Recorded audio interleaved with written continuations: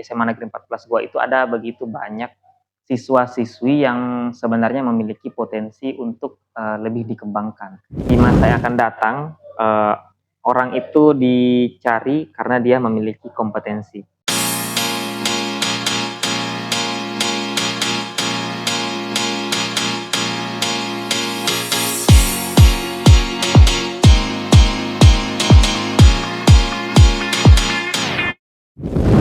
Assalamualaikum warahmatullahi wabarakatuh. Selamat datang di podcast Ekstrakurikuler Pandu Digital SMA Negeri 14 Goa. Hai Sobat Smaplas, perkenalkan saya Gaiza Azizafun Audia dari kelas 11F, sekaligus Bendahara Umum di Pandu Digital periode 2025-2026. Nah, pada kesempatan kali ini, saya diberi amanah untuk menjadi moderator pada episode ke-6 di podcast Pandu Digital SMA Negeri 14 Goa. Nah, jika pada episode-episode sebelumnya, kami telah menghadirkan siswa dan siswi yang berprestasi yang telah mengharumkan nama SMA Negeri 14 Goa di berbagai ajang perlombaan. Nah, pada episode ke-6 kali ini, izinkan kami memperkenalkan sosok yang paling berjasa di balik Pandu Digital SMA Negeri 14 Goa. Tanpa berlama-lama, langsung saja kita sambut Bapak Maulana Arif, SPD.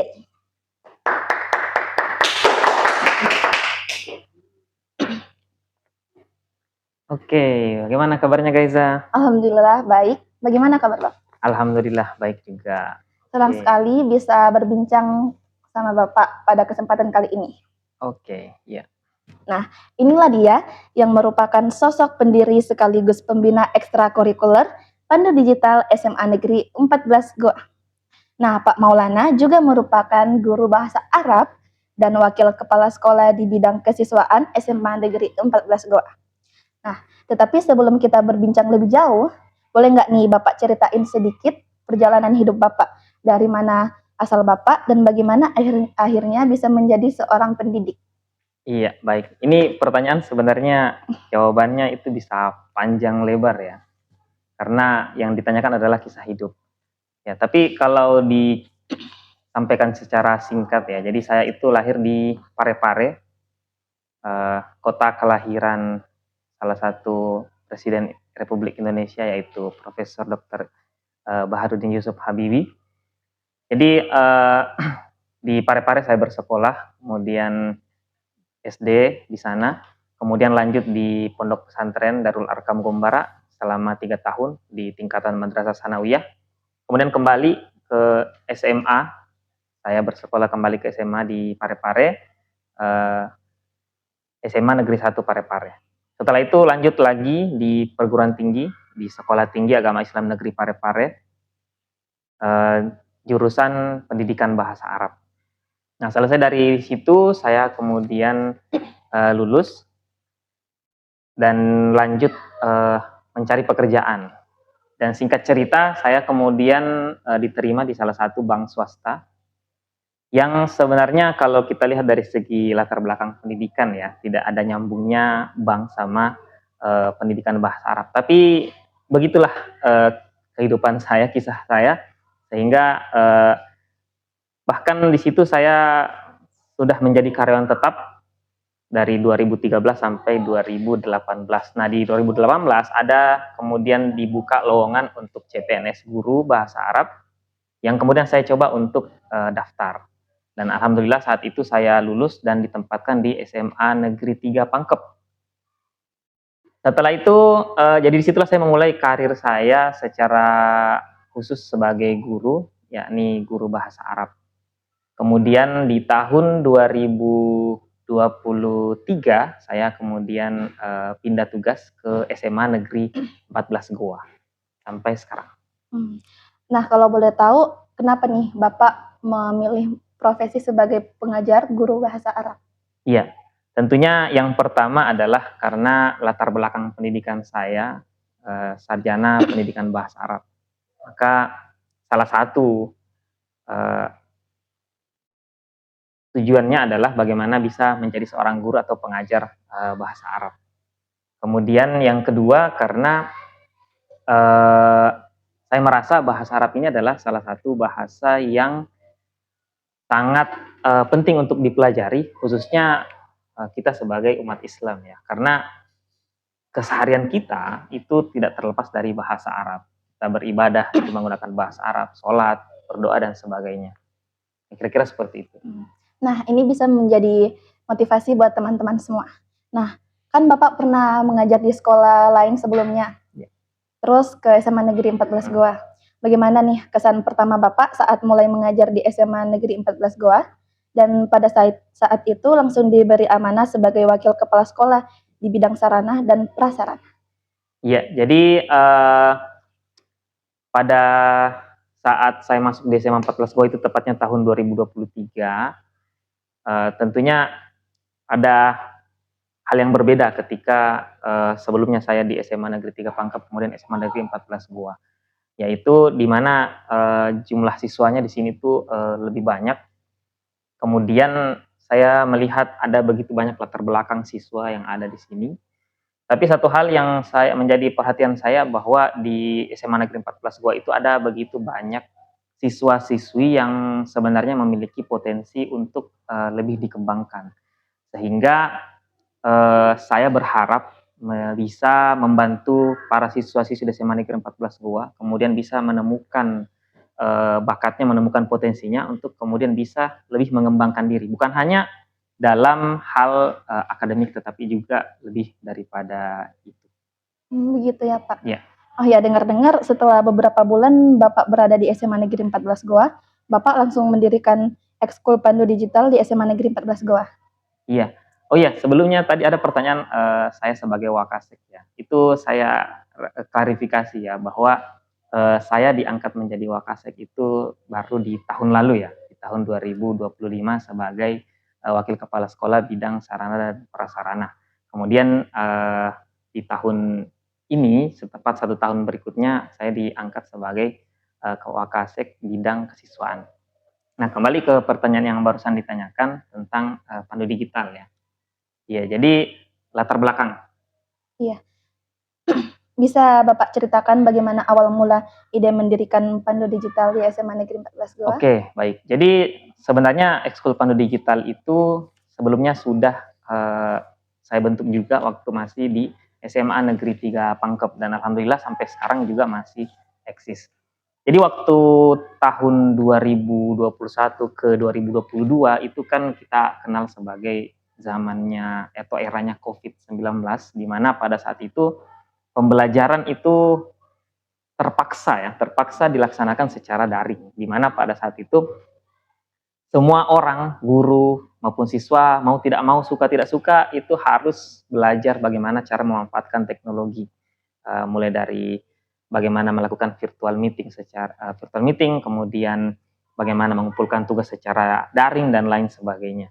Nah, kemudian dari situlah salah satu organisasi yaitu Jaringan Sekolah Digital Indonesia kemudian ingin membawa bagaimana guru-guru itu bisa mampu melek secara teknologi. Dan juga selain itu siswa juga ingin dibuat bisa mengadaptasi teknologi dalam kehidupannya, khususnya dalam kehidupan sekolahnya. Disitulah kemudian muncul ide untuk memasukkan Pandu Digital sebagai ekskul di sekolah. Sebelumnya Pandu Digital ini dibawahi oleh Kominfo, yang sekarang sudah berubah nama menjadi Komdigi. Dulu, jadi awalnya nih Pandu Digital bukan hanya membahas tentang bukan hanya untuk siswa, tapi untuk secara umum. Ada yang di bidang pendidikan, ada yang di bidang perdagangan dan lain sebagainya. Nah, tapi khusus untuk di sekolah, ketika dimasukkan Pandu Digital di sekolah, itu kemudian menjadi sebuah ekstrakurikuler Pandu Digital. Nah, saya merasa ketika mengetahui adanya ekskul ini, jadi pertama kalinya ada instruksi untuk membentuk ekskul Pandu Digital di sekolah pada saat itu, saya sangat excited untuk membentuk Pandu Digital karena saya merasa ada ketertarikan untuk di bidang teknologi, dan saya juga ingin siswa bisa lebih menguasai teknologi dan memanfaatkannya dalam kehidupan sehari-hari. Nah, setelah pindah ke sini dan belum ada dibentuk ekskul Pandu Digital, saya kemudian berinisiatif untuk mengusulkan kepada kepala sekolah untuk kemudian membentuk ekstrakurikuler Pandu Digital di SMA Negeri 14 Goa. Alhamdulillah di tahun 2023 itu, di tahun pertama saya, tepatnya di bulan Agustus itu pertama kalinya kita kemudian membentuk ekskul Pandu Digital SMA Negeri 14 Goa. Nah, saat baru didirikan, apa harapan awal Bapak untuk Pandu Digital ke depannya, baik di level sekolah maupun yang lebih luas, dan apakah harapan itu telah tercapai? Ya, jadi di awal pembentukan ekskul Pandu Digital itu sebenarnya tidak ada mimpi yang besar atau bagaimana, tapi bagaimana kemudian para siswa yang mungkin tertarik untuk menggeluti bidang digital itu bisa berkumpul dalam satu wadah, tepatnya di ekskul Pandu Digital. Jadi di bulan Agustus itu kemudian kita mengumpulkan siswa dari kelas 10 pada saat itu. Sebenarnya kelas 11 juga saya ajak, tetapi yang ternyata yang bergabung semuanya berasal dari kelas 10. Setelah kita berkumpul, kemudian di saat itu ternyata ada lomba gebiar pendidikan yang dilaksanakan oleh Dinas Pendidikan Wilayah Goa. Jadi pada saat itu kita sebenarnya belum dibentuk secara resmi Pandu Digital, tapi kita sudah berkumpul, kita sudah mengadakan kegiatan. Jadi meskipun belum dilantik, kita sudah ikut lomba. Pada saat itu kita ikut lomba podcast, terdiri dari 3 orang. Dan alhamdulillah saat itu kita langsung berhasil mendapatkan juara kedua di tingkat kabupaten pada saat itu. Dan diserah terimakan pialanya itu pada saat upacara. Tentunya itu sangat membanggakan bagi kami pada saat itu, karena bahkan belum dilantik kita sudah bisa menorehkan prestasi. Sehingga tentunya dari situ kita kemudian berharap bahwa bagaimana Pandu Digital ini bisa lebih menorehkan prestasi lebih banyak lagi, dan alhamdulillah itu sudah beberapa prestasi sudah bisa kita raih sampai saat ini. Nah, kalau tantangan terberat yang pernah Bapak hadapi dalam menjalankan Pandu Digital hingga saat ini apa tuh Pak? Iya, jadi tantangannya yang paling besar itu adalah siswanya. Bagaimana memunculkan inisiatif dari diri siswa itu untuk kemudian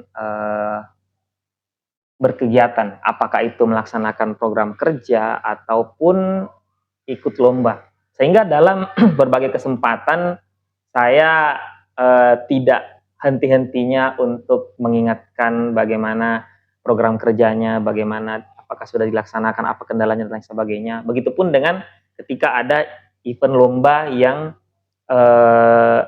ingin diikuti, saya selalu mengingatkan bagaimana progresnya, apa yang bisa dibantu dan lain sebagainya.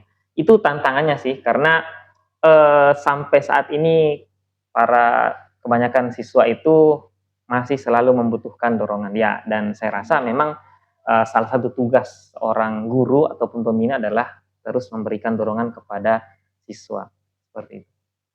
Pernah nggak Bapak ada momen di mana Bapak hampir menyerah atau mempertimbangkan untuk menghentikan Pandu Digital? Dan apa yang membuat Bapak tetap bertahan hingga saat ini? Iya, kalau dibilang ada momen untuk berhenti sih nggak pernah ya, nggak pernah ada momen seperti itu. Namun memang ada saat-saat di mana orang-orang di Pandu Digital ini mungkin pada saat itu sedang banyak tugas, banyak kesibukan, dan lain sebagainya, sehingga bukan hanya programnya yang terabaikan, tapi juga lomba yang awalnya direncanakan untuk diikuti malah tidak diikuti sama sekali, tidak ada progres sama sekali. Yang kemudian saya tetap bertahan ya tentu saja karena saya optimis bahwa namanya organisasi di sekolah itu pasti ada perkembangan, selalu ada perubahan. Mungkin hari ini, pekan ini mereka tidak bisa, tapi pekan depan mereka akan kembali lagi untuk bersemangat. Belum lagi kalau mengingat akan nanti digantikan lagi dengan adik-adiknya yang dari kelas sebelumnya, ya itu saya selalu optimis bahwa di setiap generasi pasti ada juga yang keunikannya menjadi atau ketertarikannya yang bisa ditonjolkan kemudian bisa meraih sebuah prestasi. Oh gitu ya. Nah, Bapak punya nggak rencana untuk Pandu Digital dalam 2 hingga tahun ke depan? Iya, dalam 2-3 tahun ke depan secara khusus sih sebenarnya enggak ada ya. Tapi eh, selama ini kan kita sudah mengikuti berbagai macam lomba. Saya selalu ingin mengajak teman-teman di Pandu Digital ini bagaimana supaya untuk selalu mengikuti berbagai ajang, berbagai kegiatan, khususnya lomba. Karena disitulah siswa itu bisa menguji sebenarnya sejauh mana kemampuan yang dia miliki. Memang dulu di awal sudah direncanakan untuk membuat podcast seperti ini, dan alhamdulillah di periode kepengurusan kali ini bisa terrealisasikan. Kedepannya saya berharap juga Pandu Digital itu bisa membuat semacam film atau drama pendek ya, yang tidak perlu lama tetapi bisa konsisten dibuat. Ya, itu sih yang kira-kira saya harapkan bisa kedepannya dilaksanakan. Oh iya Pak, kan Bapak ini dikenal aktif mendampingi siswa dalam berbagai lomba ya?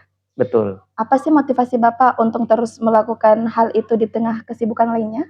Iya, kalau ditanya motivasi mengajak siswa ikut lomba, yang pertama tentunya saya tidak ingin bahwa siswa itu ketika selama periode dia mengikuti sekolah dari kelas 10 sampai kelas 12 itu hanya datang ke sekolah, belajar, terus pulang. Tapi saya ingin ada hal yang lebih daripada itu. Nah, di antara cara untuk mengembangkan diri adalah selain dengan ikut organisasi tentunya, adalah dengan mengikuti berbagai macam perlombaan. Seperti tadi yang sudah sebelumnya saya sampaikan, bahwa ketika kita mengikuti sebuah lomba, maka di situ adalah kesempatan bagi kita untuk mengukur kompetensi kita, kemampuan kita itu sebenarnya kita itu sudah berada di mana. Ketika kita misalnya ikut perlombaan di tingkat kabupaten, lalu kita mengikuti bersaing dengan sesama siswa SMA, SMK dan sederajat di tingkat kabupaten. Di situ kita bisa melihat bahwa setelah lomba kita bisa mengevaluasi diri kita bahwa ternyata saya bisa bersaing. Kalau ternyata kita bisa berprestasi di situ, saya bisa bersaing. Pun kalau misalnya kita gagal di situ, kita bisa mengevaluasi diri kita, ternyata saya belum bisa. Nah, tapi bukan berarti ketika kita gagal kita kemudian menyerah. Di situ kita kemudian mencari tahu apa sih kekurangan saya, sehingga kita bisa bawa untuk kemudian di kompetisi selanjutnya kita bisa lebih baik lagi. Kemudian saya juga teringat pesan salah seorang guru, saya lupa di mana saya dengar kalimat seperti ini, bahwa ikutlah perlombaan, karena dengan mengikut perlombaan kalian akan melihat dunia luar. Dan ternyata benar seperti itu, bahwa ketika kita ikut lomba, ya kita bisa kemana-mana, kita bisa ke kampus, kita bisa ke sekolah lain, kita bisa ke daerah lain, dan alhamdulillah dengan mendampingi siswa ikut lomba, ya tahun lalu alhamdulillah saya bisa ke Jakarta untuk mengikuti final Olimpiade Bahasa Arab. Nah, itu bisa menjadi motivasi untuk teman-teman semua. Nah, kan Bapak ini dikenal aktif ya mendampingi. Ada nggak lomba atau pencapaian siswa yang paling membuat Bapak terharu atau bangga? Iya, ada beberapa, di antaranya itu ketika tahun lalu salah seorang siswa dari SMA 14 Goa itu namanya Nur Azizah Khairuniswah yang mengikuti Olimpiade Bahasa Arab, itu berhasil meraih juara 1 Olimpiade Bahasa Arab SMA tingkat Provinsi Sulawesi Selatan. Kenapa kemudian itu membuat saya terharu? Karena di tahun sebelumnya Airin ini, ya jadi panggilannya Airin, itu juga ikut ajang yang sama. Namun pada saat itu dia hanya meraih juara 3. Dan sebenarnya pada tahun itu kita sesuai juknis pada saat itu bisa lanjut ke tingkat nasional. Namun ternyata setelah berbagai upaya kita lakukan, kita masih belum bisa lanjut ke tingkat nasional, terkendala di biaya. Tapi di tahun selanjutnya alhamdulillah dia masih mau untuk ikut. Setelah sempat saya khawatir dia sudah tidak mau ikut karena sudah gagal dan tidak berangkat ke nasional, ternyata dia masih mau ikut. Dan pada saat di tingkat provinsi, dia bisa berhasil meraih juara 1. Itu salah satu hal yang membuat saya sangat terharu, karena dia menurut saya dia berhasil meraih pencapaian yang atas usahanya sendiri. Jadi tahun lalu dia cuma juara 3, kemudian tahun selanjutnya dia maksimalkan lagi dan ternyata bisa meraih juara 1. Dan di tahun itu juga, alhamdulillah, dengan perjuangan yang tidak mudah, kita bisa mendapatkan izin dan mendapatkan biaya kemudian untuk lanjut ke tingkat nasional. Dan ya itu juga yang membuat saya senang karena saya tanya dia, sudah pernah naik pesawat? Belum pernah, Pak. Dan dengan berangkat ke nasional itu akhirnya dia naik pesawat dan bisa mengunjungi beberapa tempat yang selama ini mungkin hanya bisa dilihat di media sosial atau di internet. Ya itu ya salah satu yang bisa diceritakan. Wah, keren sekali ya Kak Airin. Nah, bagaimana Bapak menghadapi situasi ketika siswa yang sudah Bapak dampingi ternyata belum berhasil meraih juara? Iya, jadi itu uh, biasanya saya sudah sampaikan kepada siswa yang ingin ikut lomba bahwa ketika orang ikut lomba itu hanya ada 2 kemungkinan. Kalau tidak menang ya pasti kalah. Dan mau tidak mau pasti ada orang yang kalah. Tidak semua bisa menang. Makanya di situ saya mengingatkan kepada siswa bahwa kekalahan itu bukanlah akhir dari segalanya, tetapi bagaimana kekalahan itu membuat kita mengintrospeksi diri kita atau mengevaluasi diri kita, apa hal yang bisa kita perbaiki sehingga ketika kita mengikuti lomba yang lain atau ajang yang lain, kita bisa memperbaiki diri dan bisa meningkat dan meraih hasil yang lebih baik lagi. Seperti itu. Oh gitu ya. Nah, kan Bapak sekarang menjabat Wakasek Kesiswaan. Sebagai Wakasek Kesiswaan, apa sih tantangan terbesar yang Bapak hadapi dalam mengelola dan membina siswa-siswi di SMA Negeri 14 Goa? Iya, jadi saya jadi Wakasek Kesiswaan ini baru sekitar sebulan ya.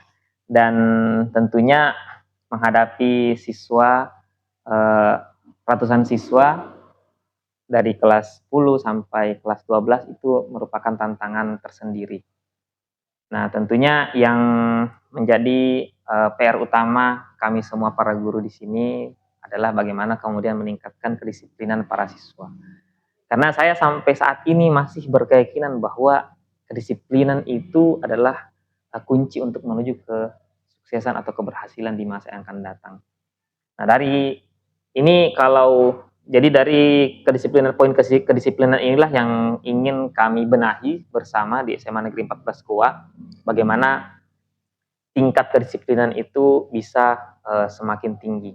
Nah, dari situ kami berharap para siswa ini bisa fokus kemudian untuk berkarya dan meraih prestasi sebanyak-banyaknya. Makanya oleh karena itu saya selalu menyampaikan kepada para siswa, ya silahkan belajar dan tentunya salah satunya juga ikut berbagai perlombaan gitu. Nah, dengar-dengar Bapak berhasil meraih terbaik 2 Education Content Creator tingkat nasional di Land Award 2025. Bisa nggak nih Bapak ceritain perjalanan Bapak hingga bisa sampai di pencapaian luar biasa itu? Ya, jadi itu salah satu pencapaian yang bagi saya sangat berkesan ya, karena tahun lalu itu jadi Lembaga Administrasi Negara atau LAN itu melaksanakan lomba konten konten creator di bidang pendidikan yang sasarannya adalah para aparatur sipil negara atau ASN, sehingga tidak hanya terbatas kepada guru, sehingga yang menjadi saingan dalam lomba ini adalah semua ASN di seluruh Indonesia. Tentunya tantangannya di situ. Jadi yang dilawan itu, yang menjadi saingan kita itu adalah bukan hanya guru tapi semua ASN. Yang memang ada ASN tertentu yang memang bidangnya adalah membuat konten. Tapi kemudian saya tidak berkecil hati, saya tidak pesimis, tapi saya berusaha memberikan yang terbaik. Jadi di situ kita ditantang bagaimana membuat konten pendidikan, tapi temanya adalah tentang AI. Jadi di situ saya membuat konten bagaimana memanfaatkan AI untuk kemudian melakukan riset, kemudian membuat laporan dan hingga membuat slide presentasi. Alhamdulillah pada saat itu bisa meraih juara 2 sebagai seorang guru. Ya, karena juara 1 dan 3-nya itu tidak berasal dari guru, sehingga saya satu-satunya guru yang berhasil mendapatkan juara pada saat itu, dan semakin istimewa karena saya diundang langsung untuk hadir di LAN Award ini di Jakarta untuk menerima penghargaan ini. Dan semuanya dibiayai. Ya, itu alhamdulillah luar biasa. Wah, keren sekali nih. Semoga kita semua termotivasi atas pencapaian Bapak. Amin. Nah, siapa sosok yang paling banyak menginspirasi perjalanan Bapak sebagai seorang pendidik? Iya, sebagai seorang pendidik, saya bisa sebutkan orang tua saya ya. Kalau bapak saya itu adalah seorang guru akuntansi. Yang menariknya dari bapak saya ini, dia seorang guru akuntansi, tapi dia juga seorang pendakwah. Jadi sering juga ceramah, sering berkhutbah. Jadi dia sering kadang menyampaikan bahwa kalau akuntansi itu ada salah satu materinya belajar tentang neraca. Beliau bilang, saya itu selain mengajarkan tentang neraca, saya juga mengajarkan tentang neraka.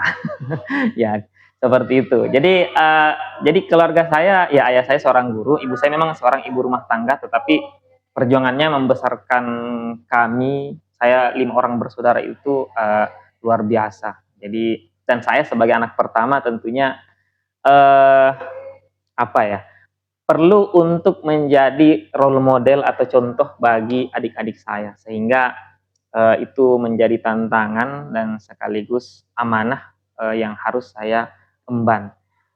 Begitupun juga dengan kakak dari ibu saya, itu juga adalah seorang guru. Jadi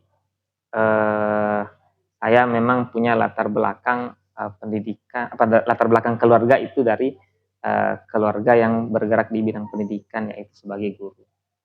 Nah, sekarang Bapak mengajar guru bahasa Arab yang juga merangkap Wakasek dan pembina Pandu Digital. Bagaimana nih Bapak mengelola energi dan waktu agar tidak kelelahan? Iya, memang tentunya itu menjadi sebuah tantangan. Sehingga bagaimana kemudian bisa mengatur waktu adalah bagaimana supaya tidak ada pekerjaan yang tertunda. Jadi ketika ada pekerjaan yang sudah harus dilakukan pada saat itu, ya maka harus segera diselesaikan. Perlu juga kita menerapkan skala prioritas, mana yang deadline misalnya sudah harus masuk mengajar, padahal ada tugas lain, kita lihat di situ, oh kalau sudah waktunya mengajar berarti kita harus masuk dulu mengajar. Nanti baru kita lanjutkan tugas yang lainnya. Ini memang tantangan, tapi ya saya berusaha untuk menikmatinya karena apa ya, ketika melihat siswa yang mencapai sebuah pencapaian itu adalah suatu hal yang sangat membanggakan atau membahagiakan bagi saya. Wah, keren sekali ya. Bapak bisa mengelola energi dan waktu agar tidak kelelahan. Nah, apa pesan Bapak untuk siswa-siswi SMA Negeri 14 Goa dan generasi muda Indonesia secara umum? Iya, pesan untuk siswa SMA 14 Goa ataupun generasi muda secara umum, eh, jadilah pribadi yang disiplin dan senantiasa mau untuk belajar dan meningkatkan kompetensi diri. Karena di masa yang akan datang, orang itu dicari karena dia memiliki kompetensi. Apalagi kalau kita punya kompetensi yang tidak dimiliki oleh orang lain. Saya tidak membanggakan diri saya, tetapi saya sebagai seorang guru bahasa Arab sudah sewajarnya kalau saya bisa mengajar bahasa Arab. Tetapi ketika kita bisa memadukan teknologi di dalam proses pembelajaran ataupun ketika untuk membantu dalam kehidupan sehari-hari, maka itu menjadi sebuah nilai tambah atau nilai lebih. Dan satu lagi tentunya, sebagaimana sering disampaikan bahwa adab itu lebih utama daripada ilmu. Maka selain kita menuntut ilmu, kita juga selalu senantiasa menjaga adab kita terhadap siapapun, baik kepada teman, kepada guru, dan tentunya kepada orang tua. Wah, semoga teman-teman semua bisa termotivasi atas pesan yang Bapak berikan ya. Ya, amin. Nah, terakhir, Untuk para siswa yang menonton podcast ini dan tertarik bergabung dengan Pandu Digital, apa yang Bapak ingin mereka ketahui pertama kali? Ya, jadi kalau yang sedang menyaksikan podcast ini dan tertarik untuk bergabung dengan Pandu Digital, ayo silahkan bergabung dengan Pandu Digital. Kita belajar bersama-sama di sini. Namun saya perlu sampaikan bahwa Pandu Digital bukanlah satu-satunya tempat untuk belajar, tetapi Pandu Digital adalah tempat untuk kita berkolaborasi, untuk belajar, untuk berkarya, dan tentunya meraih prestasi. Baik, demikian perbincangan kita pada episode kali ini. Semoga dapat menambah wawasan dan memotivasi kita semua untuk terus berkembang di era digital saat ini. Saya Gaiza Aziza Fun Audia, izin pamit. Sampai jumpa di episode berikutnya. Bersama Pandu Digital SMA Negeri 14 Goa menginspirasi.